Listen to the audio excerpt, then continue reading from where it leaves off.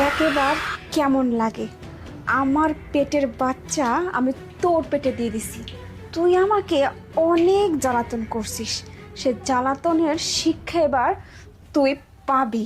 কেমন লাগে বুঝতে পারবি। যাই হোক, আমি আমার বয়ফ্রেন্ডকে একটা ফোন দিই।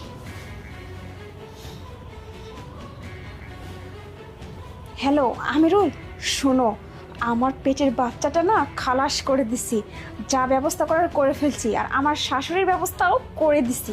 শোনো, তুমি তাড়াতাড়ি চলে এসো, দেরি করো না বুঝছো। আজকে তুমি আর আমি অনেক মজা করব, তারপর তুমি আর আমি এখান থেকে ভেগে যাব। এই বাচ্চাটা যত সমস্যা ছিল, এই বাচ্চার ব্যবস্থা করে ফেলছি, তুমি আর টেনশন করো না, তাড়াতাড়ি চলে আসো। আচ্ছা,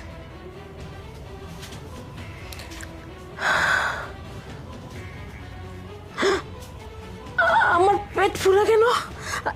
আমার পেটে বাচ্চা বাচ্চা কোথেকে আসলো?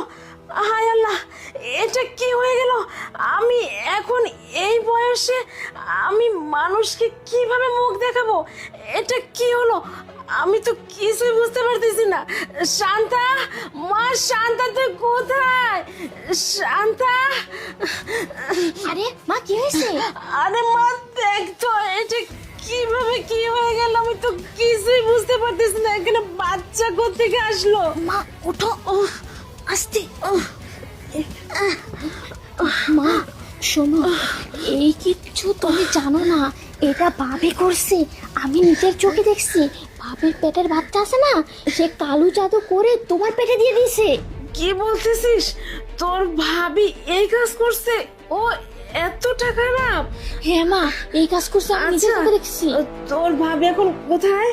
মা, ও তো পাশের রুমে আছে, আর ফোনে বলতেছিল তাড়াতাড়ি আসো, পালিয়ে যাব, তাড়াতাড়ি চলো, না হলে কিন্তু ওরা পালিয়ে যাবে। চলো কি মা, বলতেছিস? আচ্ছা মা, তুই তোর ভাবির কাছে আমাকে নিয়ে যা। চলো। শোনো বেবি, দেখছো আমার পেটের বাচ্চা নাই, আমি একটা সিস্টেম করে আমার শাশুড়ির পেটে আমার বাচ্চাটা দিয়ে দিছি। এখন আমাদের রাস্তা একদম ক্লিয়ার, শুধু তুমি আর আমি বুঝছো। আমাদের কিন্তু পালিয়ে যাব। তুমি তো ভালোই কাজ করছো। যাই হোক, তাহলে তো ভালোই হলো। আজকে আমরা দুজন একটু সময় কাটিয়ে তারপরে আমরা ভেগে যাব, বুঝতে পারছো? ঠিক আছে বেবি, চলো আচ্ছা, তাহলে। ঠিক আছে, চলো।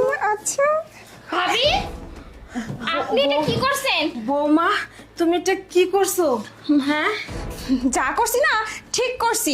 আপনি আমাকে অনেক জ্বালা যন্ত্রণা করেন। এই পেটে বাচ্চা নিয়ে আমি একটু কাজ করতে না পারলে আপনি আমার উপর